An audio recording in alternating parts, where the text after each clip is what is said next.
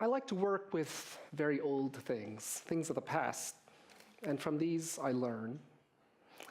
And I like to live in a world that's maybe quieter and a little bit less visual distraction than we have today for most of us. I work with old pieces of culture, the world of very old music. The lute I played is a copy of an instrument from around 1530. The music I played is a piece published called La Magdalena. It's a lute dance named after Mary Magdalene, published in France, 1530.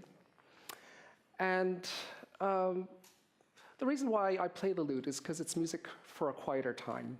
It is music that takes a sort of a gentler approach to the notes and to the sound. I think we live in a world of much too much visual distraction and much too much noise in our lives. If we subtract away everything that's around us in our everyday lives, we take away the fan noise, the lights, the white noise in the background, the noise at the supermarket, who knows, maybe the drones that are flying overhead that will someday make noise for us. I think we can bring the world down to a quieter place. And when I'm playing the lute even, I'm following, in this example of the original tablature music, it shows exactly where I place my left hand fingers and where what sequence I use for the right hand fingers, so I have the articulation exactly right with what I need to do. Now, with the world of the material culture that I work with, I restore and conserve sometimes very old paintings. This particular picture came to me a few years ago. It was donated to me, in fact, by a very generous couple here in Omaha. And since I do this as a profession, it was sort of akin to adopting a stray kitten if I were a veterinarian. And what we could see is a painting that is horribly compromised by time, by damage, by tears, by discoloration, and it's very fragile. Works of art that we have in our culture, that we see at museums and on our walls, are only what they are at the present as an accumulation of a long history sometimes of very bad damage or series of damages. And my job as a conservator is to make sense of the condition of a painting and to have to restore it. In this case, the painting was so weak it couldn't even be vertical anymore. And the old backing had to be taken off very gently, with a great deal of loving care. And then the piece is mounted using a hot suction table. Now, this painting was treated at the Nebraska Historical Society's Gerald Conservation Center in Omaha, Nebraska, where we have special equipment that can enable us to do these sometimes quite complex structural treatments.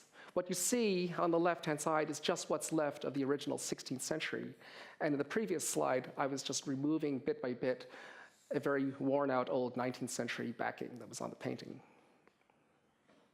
So finally, we have an integrated whole, at least structurally, of what's left of the 16th century in this painting.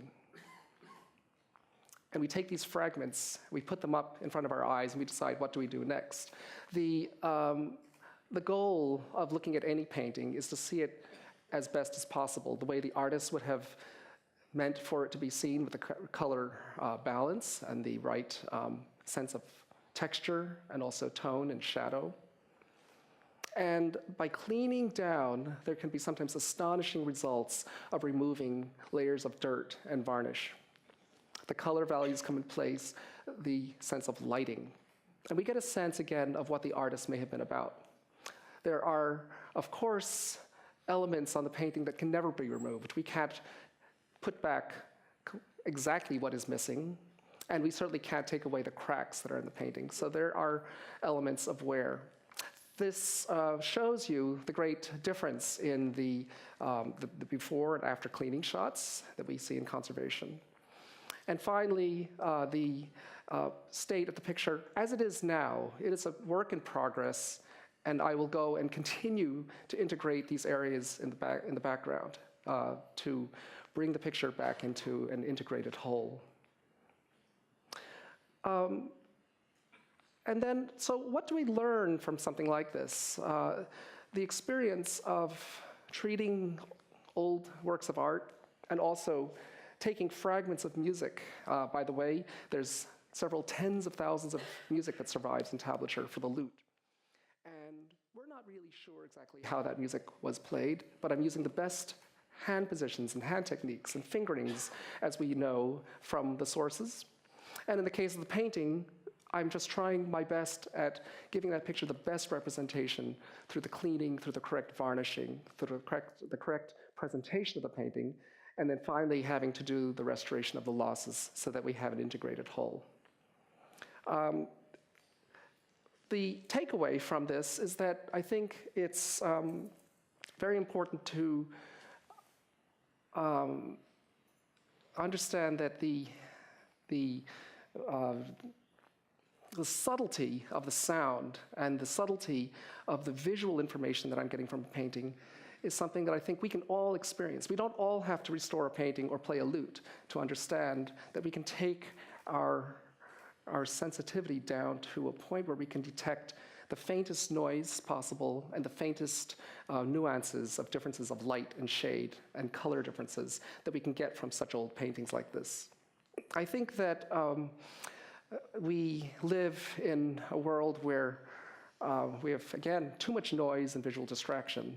But in a world where just, say, 485 years ago, at the time of this music and of this painting, the way the painting is a Mary Magdalene as well, from 1530, we have the ability to, every one of us has the ability to listen more carefully, to look more carefully in the world around us, and I think to experience a great deal more subtlety, and to therefore get more information from the world all around us. Thank you.